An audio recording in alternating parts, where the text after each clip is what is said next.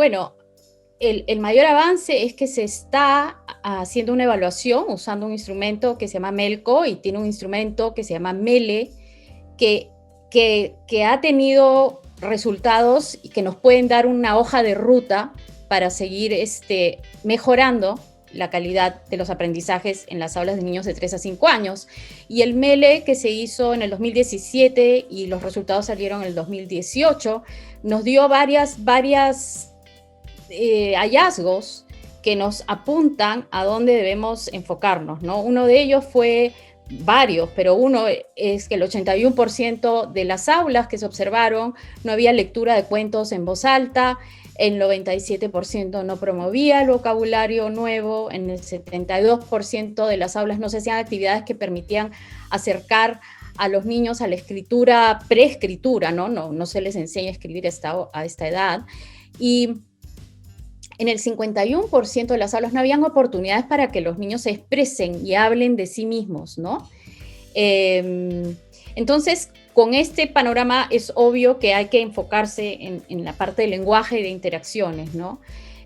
Luego había un 90% de las aulas en que las preguntas eran con respuestas que requerían un sí o un no, es decir, respuestas cerradas, ¿no? Para que los niños expliquen sus pensamientos y por qué están pensando de esta forma. Entonces, esto ha sido bueno porque nos permite tener hitos, ¿no? Luego también hemos visto que ha habido la evaluación censal que se hace en segundo grado, pero tenemos que pensar siempre que estos resultados del segundo grado empiezan en educación inicial, que es cuando se sientan las bases para el lenguaje, para la parte socioemocional, para la parte motora, para el pensamiento, ¿no? Entonces, me parece que la última evaluación censal tenía que solo el 37.6% de los alumnos en segundo grado entendían lo que leían de forma satisfactoria. Entonces, luego si vemos evaluaciones globales, PISA, la última en lectura en el 2018 encontró que el 25.8% de los alumnos de 15 años ya está en el nivel mínimo de la prueba PISA, ¿no? Entonces, y el 45.7% está debajo del nivel mínimo. Entonces tenemos un casi 70%, un 68% de alumnos a los 15 años que no entienden cuál es bien preocupante, ¿no? Eso no ha empezado a los 15 o a los 12 o a los 10, eso empieza en educación inicial, a los de 3 a 5 años, que es cuando empiezan a expresarse, a usar el lenguaje, a expresar lo que piensan, a tener opciones de escuchar cuentos, de escuchar formas de hablar, de expandir su vocabulario, de jugar, de interactuar, de poder usar el error y la prueba para ver qué me sale bien o qué no, a establecer reglas. Todo esto que los niños deben hacer a los 3 a 5 años tiene que pasar con calidad en las aulas para que a los 15 años no tengamos estos resultados. Entonces, estos números nos deberían generar un sentido de urgencia para trabajar arduamente en mejorar la calidad educativa para los niños y niñas del Perú.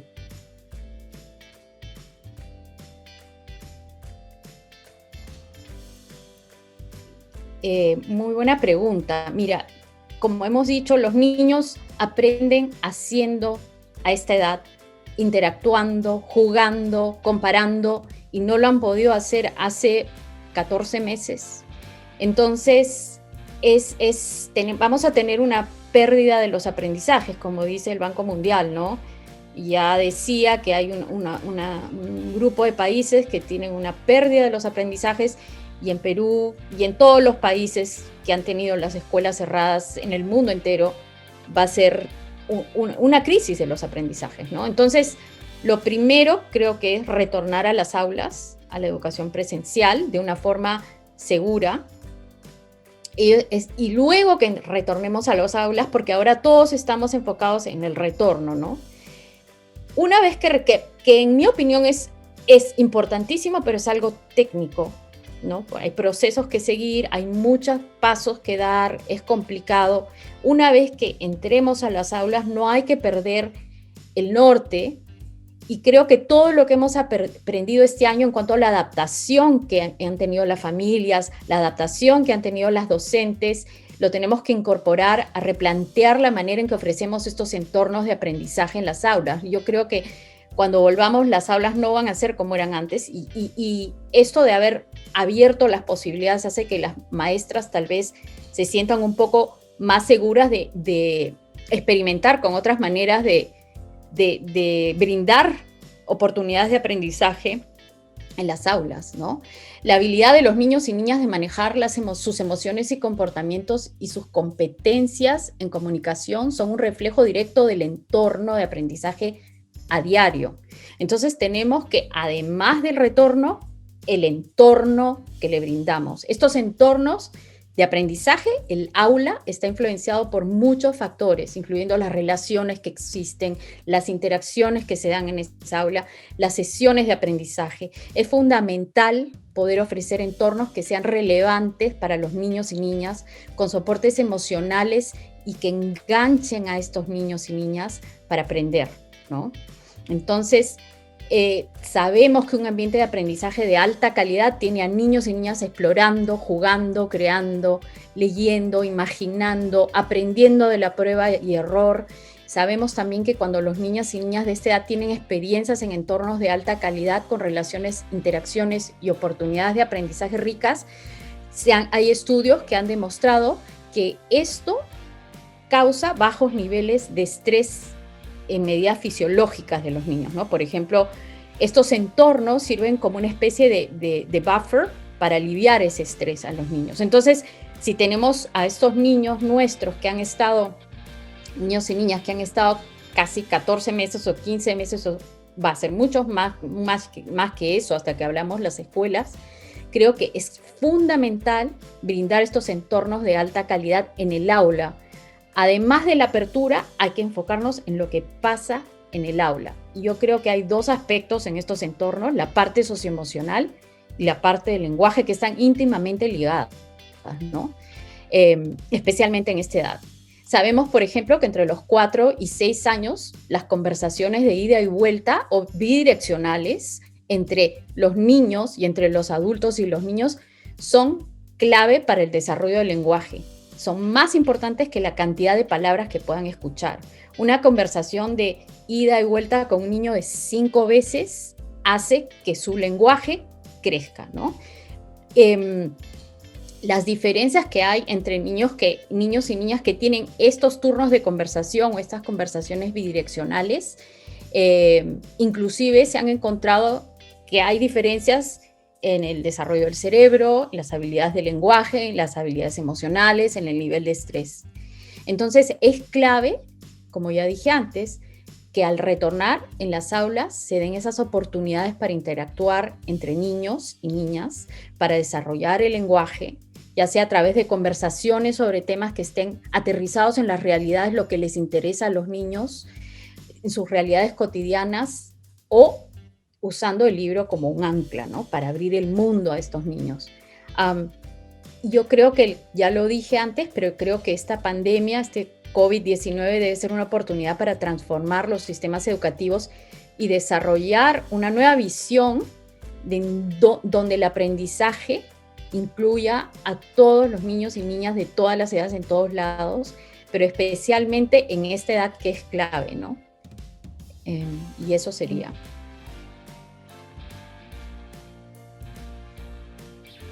Sí, para Luminario fue un honor, la verdad, ser parte de este equipo con Coopera Infancia y ser miembro de Coopera Infancia y haber sacado este documento adelante, ¿no? Entonces, Coopera Infancia específicamente en la mejora de los aprendizajes propone, me parece, 3 cosas: el fortalecimiento de los servicios educativos del ciclo 2, y hay varias recomendaciones, pero yo creo que dada la situación con el COVID, es definir metas de cobertura y de calidad en los aprendizajes. Como dije antes, es fundamental tener metas para los aprendizajes, aunque sean pocas, pero que tengan calidad, que brinden una ruta clara de logros a alcanzar. Ya tenemos los resultados de MELE, tenemos el paisaje, el resultado que nos está dando tanto el Banco Mundial como UNICEF, con muchas otras organizaciones multilaterales sobre la pérdida de los aprendizajes. Ya sabemos lo que necesitan los niños para tener entornos de aprendizaje de alta calidad, y ahora esto es lo que tenemos que tener. Tenemos que tener metas claras de lo que va a suceder en el aula, además de la reapertura, que eso para mí es otro tema aparte, pero obviamente fundamental.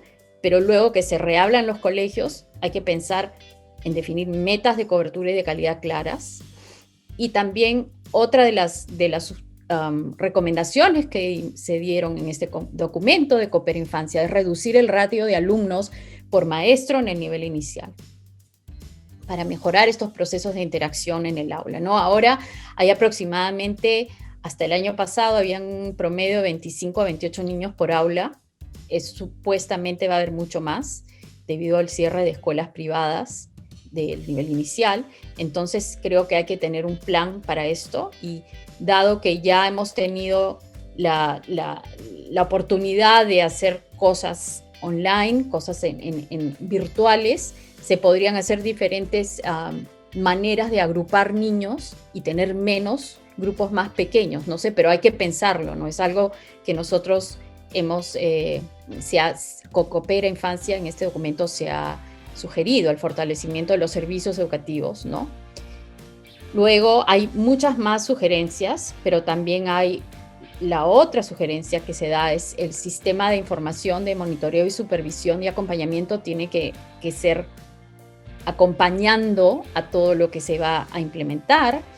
Sabemos que tenemos este instrumento que se usa y es poblacional, es para medir resultados de hitos a nivel política del nivel inicial cada 2 a 3 años, el MELCO y el MELE, pero creo que ya que se está usando hay que seguir usándolo, y al usarlo también hay que pensar en cómo vamos a hacer un plan de acción con esos resultados. Entonces hay que usar la data para observar patrones y tendencias y poder actuar sobre los resultados, ¿no? Yo creo que es importante no mirar a la data como algo punitivo y mira qué mal que estamos, sino más bien qué está pasando y por qué está pasando esto. Entonces, cuando decimos en el 81% de las aulas no se lee un libro en voz alta, hay que saber por qué, hay que preguntar muchas veces por qué pasa esto, ¿no? Nosotros hicimos este ejercicio en Luminario porque en el 2016 hicimos un diagnóstico para ver qué sucedía en las aulas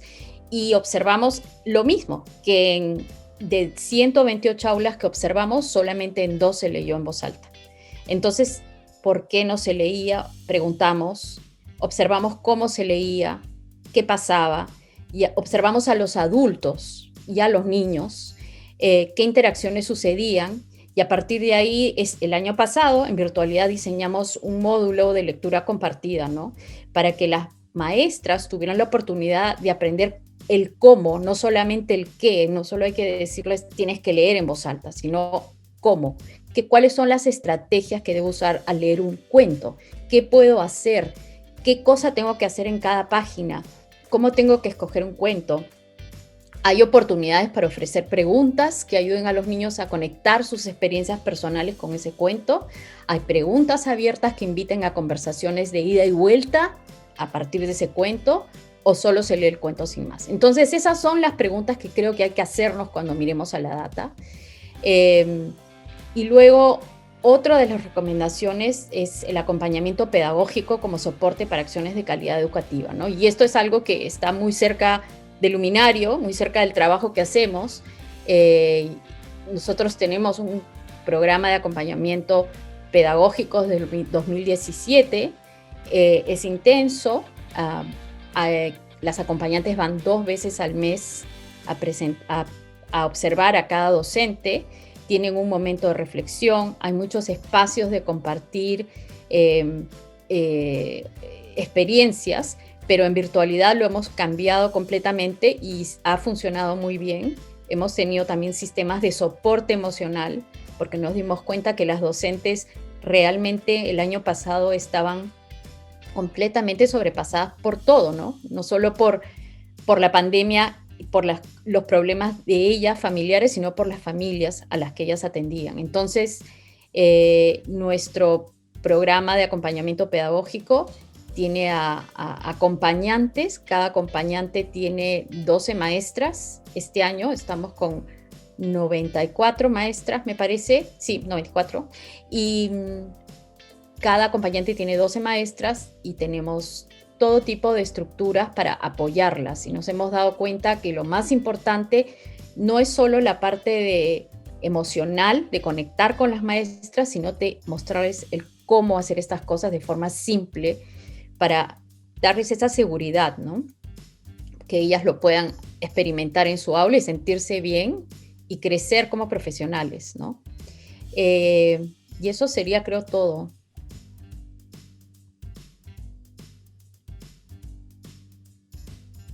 Yo creo que es muy importante dar el mensaje de que si no inviertes ahora, temprano, va a costar mucho más, porque como hemos visto en las evaluaciones de PISA o cualquier evaluación, la evaluación censal nuestra que hacemos a los niños, los resultados no son buenos, ¿no?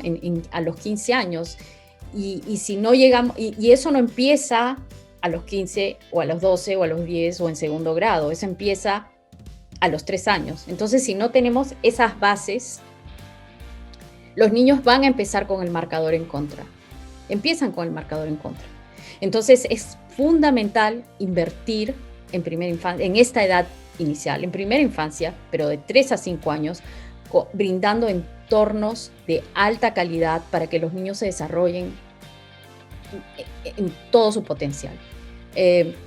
Es necesario también que todos tengamos un enfoque claro en cuáles son los hitos que queremos conseguir en el año en que regresemos a las aulas.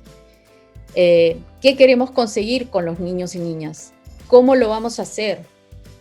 No es necesario tener una lista muy grande, es necesario tener 2 o 3 hitos para que aprendan los niños y niñas en el año de retorno.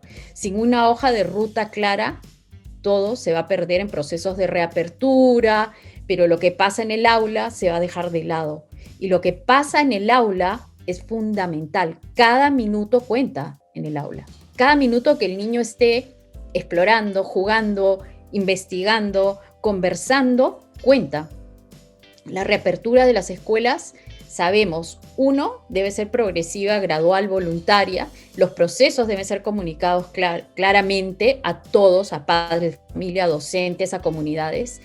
Pero lo más importante, lo vuelvo a reiterar, una vez establecidos, implementados estos procesos de reapertura del desafío técnico, para mí es un desafío técnico, es el foco tiene que estar en lo que sucede en las aulas. Hay que darle un sentido de urgencia al tiempo que pasan estos niños y niñas en las aulas, porque han perdido demasiado tiempo sin estar en ellas. Hay que darles los espacios para que socialicen, para que jueguen, para que experimenten, para que hagan la prueba y error y vuelvan a intentarlo otra vez, pero al mismo tiempo hay que establecer rutinas de conversación, de lenguaje, con experiencias ricas de aprendizaje. Sin esto, no es muy amplia la agenda. Yo creo que es la parte emocional, el lenguaje, y matemáticas está completamente ligado, ¿no? Entonces, con esas dos, solamente lo que pasa en el aula, yo creo que esa debería ser la agenda para los políticos. Es algo parece muy simple, pero si no lo tenemos claro, nos vamos a perder en toda esta parte del proceso de reapertura y todas estas cosas que son importantes y que tienen que pasar, pero no olvidemos lo que va a pasar en el aula. No creo que volvamos a ser los mismos después de este año en las aulas, ¿no? Como docentes, como padres de familia y los mismos niños. Entonces, creo que tenemos que dar un paso atrás y mirar qué aprendimos y cuando volvamos al aula, llevarlo y hacerlo mejor, ¿no? Pero siempre con ese enfoque en la parte socioemocional, dejar a los niños jugar, dejarlos experimentar, pero también con un entorno rico de lenguaje, de aprendizaje, de oportunidades para que ellos sigan desarrollándose.